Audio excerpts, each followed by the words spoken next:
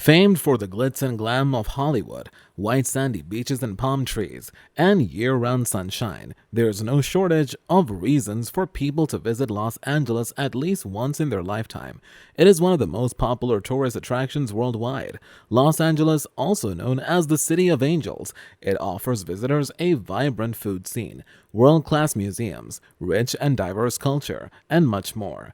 But if you are visiting Los Angeles for the first time, then here are the things you should know before going to Los Angeles. It will help you along to a memorable trip. Let's get started. 14. Getting a car is essential. If your plans are to hit all the major spots like the Santa Monica Pier, downtown, Venice, Hollywood, and Beverly Hills, a rental car is your best bet. Make sure the car has a GPS, since traveling in a new city using your cell GPS isn't safe, especially during high traffic times, which in Los Angeles is all day, 7 days a week. The metro has 6 lines, which run from downtown to places like Pasadena, Chinatown, Santa Monica, Culver City, Universal Studios, Long Beach, and Exposition Park. The Metro Expo line travels from downtown to Santa Monica in 1 hour, saving you time and angry honks.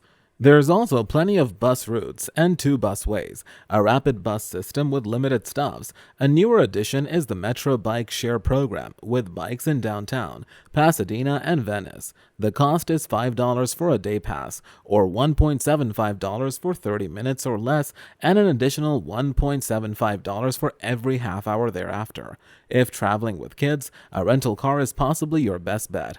Just make sure to bring an iPad, since you'll be in traffic a lot. 13. Subway with famous attractions. You might be wondering why a car is essential when there's a subway available. Allow us to explain. The city subway system can take you downtown Los Angeles, Chinatown, Little Tokyo, Universal Studios, and a couple of other top attractions in the city. However, your range of destinations won't be as expansive as on a car. Still, if your itinerary includes these destinations, the subway is an easy and budget-friendly option. 12. Buy bottled water. You won't die or get Montezuma's revenge from drinking the water like in other countries, but there's a lot of trace minerals in the tap water, and it's still no good to drink. Typically, locals opt for buying filtered water, even for their homes. Don't worry, the nearest supermarket, CVS, or 7-Eleven will help. Number 11. 99-cent stores. Between renting a car or hotel, your vacation bill is likely to add up. So here's where you can shave some of your expenses off. Los Angeles has a fair share of 99-cent only stores. Everything in it is literally 99 cents, and you can find good stuff. Anywhere from regular groceries to toiletries, stationery, you name it, you'll be tempted to really splurge. Number 10. Street cleaning days. If you're parking overnight in a residential area, beware of sign noting street cleaning days. This means that one side of the street is cleaned on one day, while the opposite side gets cleaned on another. And if you're parked on the wrong side, you'll get a whopping $73 fine. Number 9. Weather. Even though Southern California is sunny almost all year round, there are some exceptions. January is the rainy season and makes it harder to get around. Angelenos, for the most part, don't know how to drive in the rain. Keep this in mind if you're planning on visiting around this time. Also, it's worth noting that it can be in the high 80s in downtown Los Angeles and a cool 70 near the beaches and even hotter in the San Fernando Valley. The nights tend to be cool, even in summer, so packing a light sweater is always a good idea. The Santa Ana winds can also wreak havoc, and these tend to show up randomly from October to March. The Santa Ana winds will bring humidity and what Angelenos typically refer to as earthquake weather. It's funky weather that is hard to describe. Number 8. Itineraries. As in any major metropolitan city, getting from A to B can take longer than expected. Los Angeles traffic will make sure that your 20-mile trip takes 2 hours. Organize each day by staying in one location. Never try to tackle downtown and Venice on the same day, because you will spend half of it in gridlocks. Print a map with your top destinations or buy one from a gift shop and group locations by closeness to each other. For example, do Hollywood and Beverly Hills on the same day. and at Griffith Observatory in the evening. In downtown, hit the museums during the day, and then head to Placida Olvera for music and great Mexican souvenirs. Number 7. Museums. Los Angeles has some of the best free museums, including the Broad, Getty Center, Getty Villa, Hammer Museum, and Annenberg Space for photography. These are always free, although you'll likely pay for parking, which can run $10 to $20. The Broad has special exhibits that do require a time-sensitive ticket, which are free, but must be reserved online. Our top pick for family-friendly museums is the Getty Center, since they have a kids section with hands-on activities and an art scavenger hunt, and they offer complimentary stroller rentals.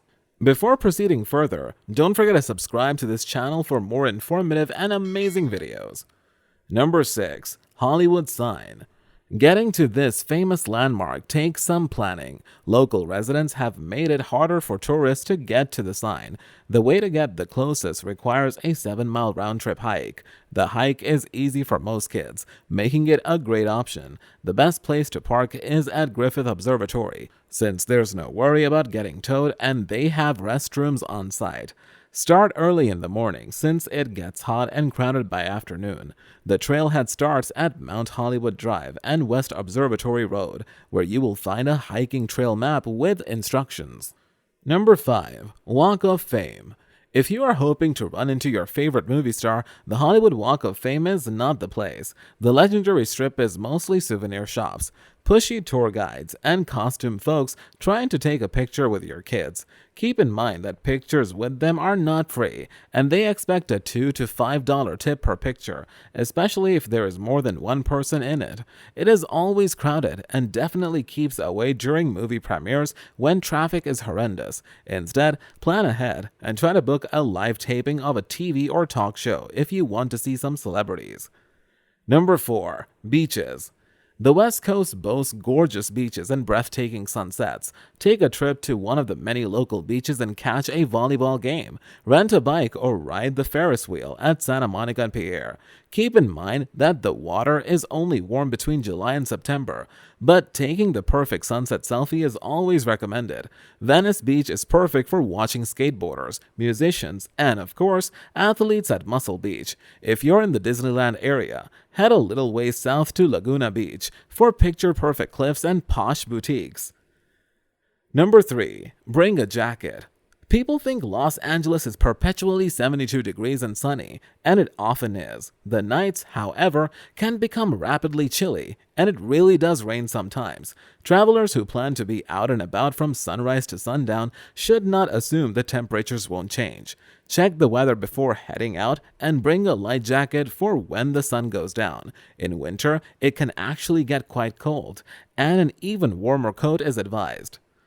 Number 2. Try the street food. For tourists unfamiliar with taco trucks and hot dog carts, it may seem odd to get your dinner from the side of the road, yet nothing beats the convenience of cheap, flavorful street food, especially late at night. Taco trucks usually serve a variety of affordable tacos, burritos, quesadillas, tortas, and more. Hot dog carts offer the beloved Dirty Dog, a hot dog wrapped in bacon, topped with sautéed peppers and onion. Bring cash and don't forget to tip. Number 1. Airports. The first thing when looking into Los Angeles is choosing an airport. There are 3 main airports in or near Los Angeles: Los Angeles International Airport, Burbank, and Long Beach. Each one has its good and bad features. Los Angeles International Airport is most affordable, but the busiest, hectic, and known for delays.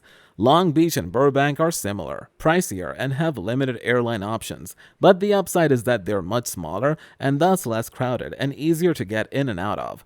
If visiting Disneyland, consider flying into John Wayne Airport in Orange County, which is almost 20 minutes from Anaheim.